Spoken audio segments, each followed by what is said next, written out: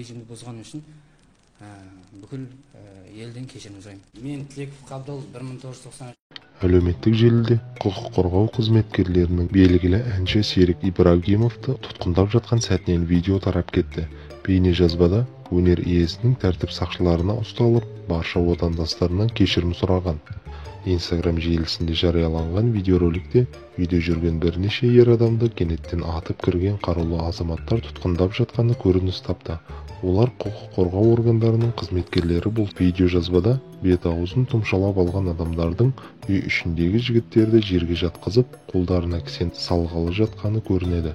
Оған қоса видеода оқ атқандай дауыстар шықты.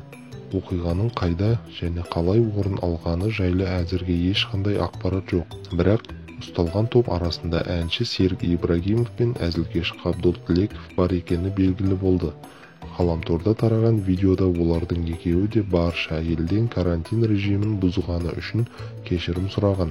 Алайда қос азаматтың да жеке парақшаларында орын алған жағдай жайында жазба жарияланбаған. Желі қолданушылары аталмыш бейнероликке қатысты екі түрлі пікір білдірді.